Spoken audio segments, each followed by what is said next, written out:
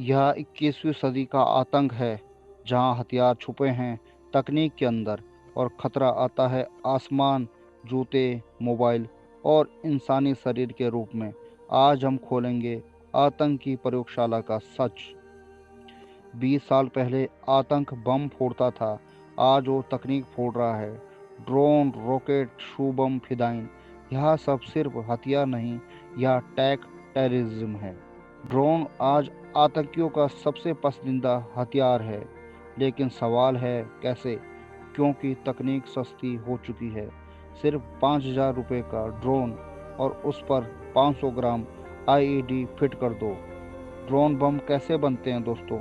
Market वाले सस्ते drone खरीद लिए जाते हैं, कैमरा निकालकर उसकी जगह आईईडी लगा दिया जाता है, नीचे एक रिलीज मैकेनिज्म लगा देते हैं, बटन दबाओ, बम गिराओ। जीपीएस लोकेशन पाकिस्तान के हैंडलर भेजते हैं, ड्रोन सीधे टारगेट पर जाता है। यह सब पॉसिबल है क्योंकि तकनीक ओपन सोर्स हो चुकी है। हथियार अब सीमा पार से नहीं, ऑनलाइन आते हैं। पहले रॉकेट मिलिट्री के थे, आज आतंकियों के हैं। दोस्तों, कैसे बनते हैं ये रॉकेट? 3D प्रिंटर से बॉडी बन जाती है।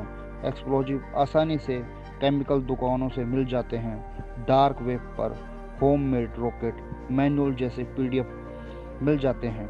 छोटे रेंज के रॉकेट घरों की छतों से लॉन्च किए जा सकते हैं। जूतों में छुपा हुआ शू बम कैसे दुनिया का सबसे चालाक विस्फोटक है?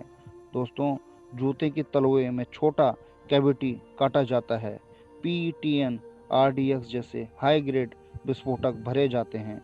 एक छोटा माइक्रो स्विच साइड में छुपाया जाता है। एक्टिवेशन करने के लिए पैर जमीन पर मारो और ब्लास्ट। इसे पकड़ना मुश्किल इसलिए है क्योंकि प्लास्टिक विस्फोटक एक्सरे में अक्सर नहीं दिखते हैं।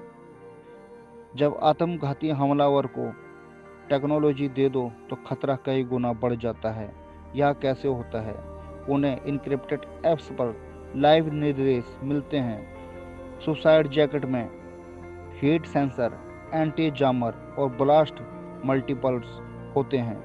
टारगेट लोकेशन रियल टाइम में भेजी जाती है। मानसिक रूप से रेडिकलाइज किया जाता है। दोस्तों, आतंकी यह प्रयोगशाला असल में कैसे काम करती है? पहले आतंकवादी जंगलों में छुपते थे, अब वे शहरों के फ्लैट में प्रयोगशाला बनाते हैं। किराए के फ्लैट, अलग अलग दुकानों से रसायन खरीदना, डार्क वेब से बम मेकिंग पीडीएफ, विदेशों से वीडियो कॉल पर ट्रेनिंग, कमरे में dry run plus test. Delhi blast case ने दिखाया आतंक अब आपकी गली के घर से भी ऑपरेट हो सकता है। दोस्तों, भारत निशाने पर क्यों है? भारत बड़ा देश है और बड़ा टारगेट भी। पाकिस्तान बेस्ड ग्रुप इंडिया को सबसे बड़ा दुश्मन मानते हैं।